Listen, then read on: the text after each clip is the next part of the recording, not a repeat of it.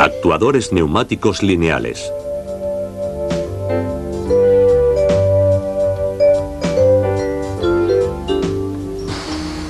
Estos cilindros neumáticos se utilizan para elevar y descender herramientas de producción.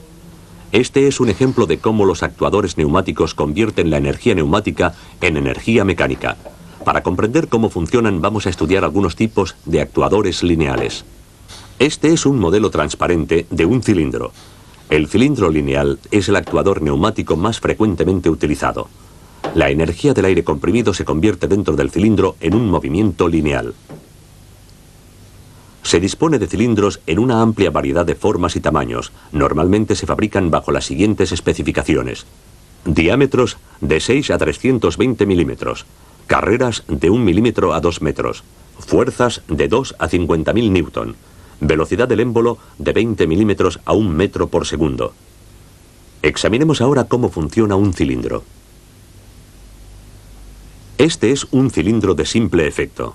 Se representa por su símbolo ISO. Obsérvese que el símbolo indica que el cilindro tiene una sola conexión de entrada de aire y un muelle de retroceso. Cuando se aplica aire comprimido a la conexión de entrada del cilindro, el aire empuja al émbolo. Si la fuerza generada por la presión es mayor que la fuerza del muelle, el émbolo se desplaza comprimiendo el muelle y haciendo avanzar el vástago del cilindro. Cuando se libera la presión, el muelle devuelve al émbolo de nuevo a su posición inicial, haciendo retroceder el vástago.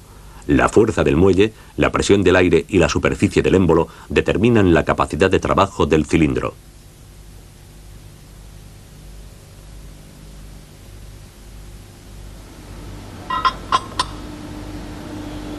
Los cilindros de simple efecto solo pueden realizar esfuerzos en un sentido, el de avance. Se utilizan en aplicaciones de sujeción o de expulsión de piezas.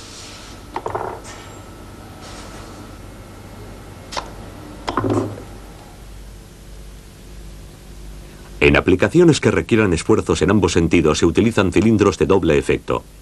Este es un cilindro de doble efecto y su símbolo ISO. Obsérvese que posee dos conexiones de entrada y que no tiene muelle de retroceso. En el cilindro de doble efecto, la fuerza ejercida por el aire comprimido puede dirigirse a uno u otro lado del émbolo. Esto permite realizar trabajos en ambos sentidos. Observar que el área ocupada por el vástago reduce la fuerza generada en la carrera de retroceso. Asimismo, y debido al volumen ocupado por el vástago, el retroceso consume menos aire que el avance. Cuando se selecciona un cilindro para una determinada función, debe tenerse en cuenta lo siguiente: longitud de la carrera,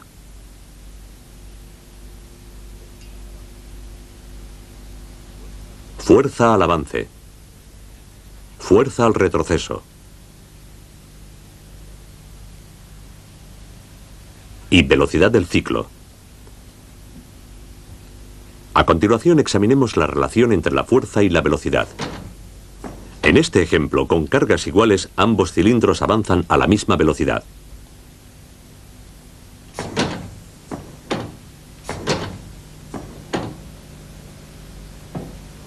Si incrementamos la fuerza del de la izquierda, el cilindro avanza más lentamente.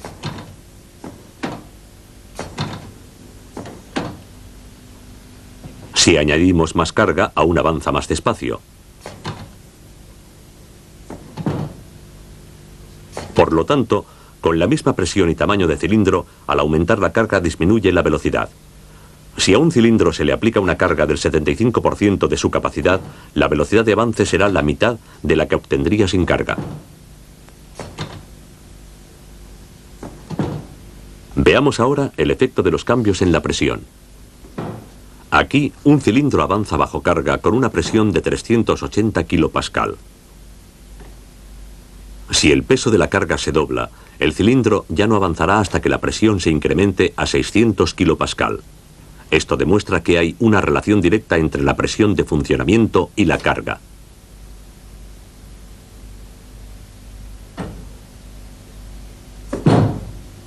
Ahora estudiaremos el efecto de los cambios en el diámetro del cilindro. Como diámetro de un cilindro, se considera su diámetro interior, o sea, el diámetro del émbolo. Estos dos cilindros tienen diferentes diámetros. Con la misma presión y carga, el de la derecha no puede levantar la carga, mientras que el de la izquierda sí. Midamos la diferencia de fuerzas. El pequeño cilindro que aquí mostramos tiene un diámetro de 16 milímetros. Ejerce una fuerza de 106 newton cuando funciona a 600 kilopascal.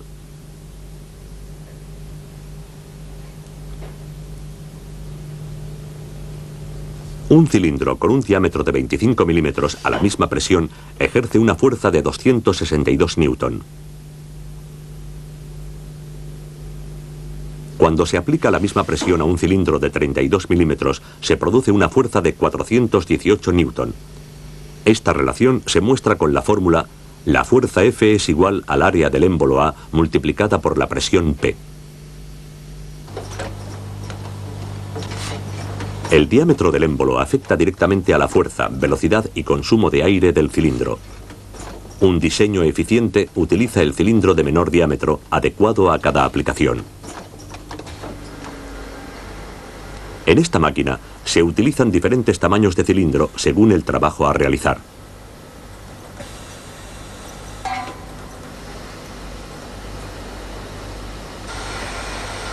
Por ejemplo, el desplazamiento de los materiales requiere una fuerza diferente que la sujeción o el movimiento de herramientas pesadas.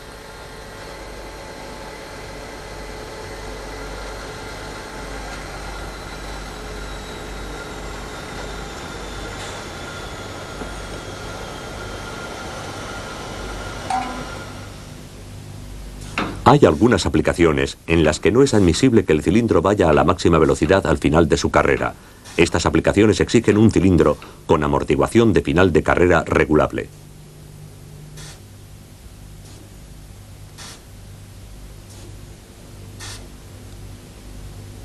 Esta característica ralentiza el movimiento del émbolo al final de su carrera. La amortiguación de final de carrera se consigue reduciendo el flujo del aire de escape durante el tramo final de la carrera.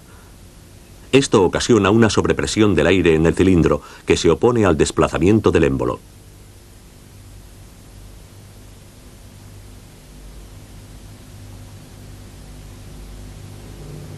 A continuación examinemos otros tipos de cilindros. Por ejemplo, este cilindro de doble efecto posee doble vástago.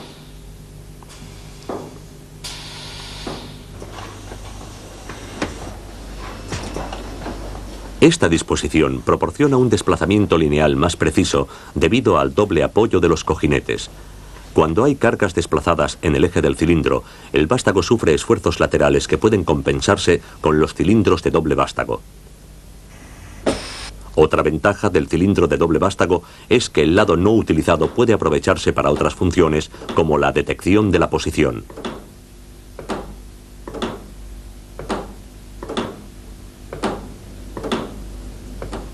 Otros tipos de cilindros tienen el vástago hueco. Estos pueden utilizarse para pasar los hilos de conexión de dispositivos montados al final del vástago. Por ejemplo, un electroimán.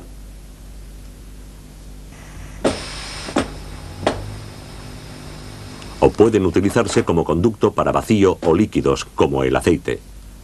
Estos cilindros tienen los extremos del vástago roscados interiormente para facilitar su conexión.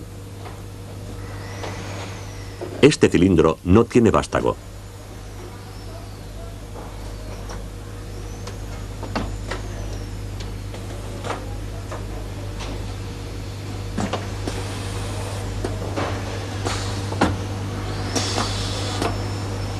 Dentro del cilindro hay un imán en forma de anillo.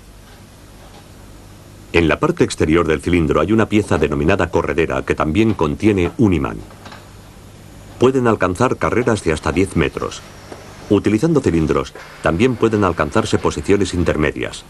En esta aplicación, esto se consigue utilizando válvulas y varios sensores.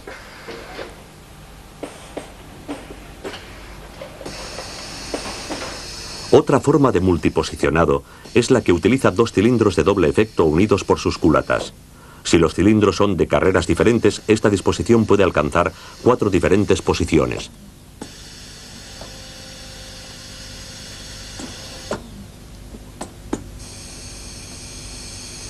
Por ejemplo, en esta máquina se utilizan las 4 posiciones para taladrar y avellanar 2 agujeros.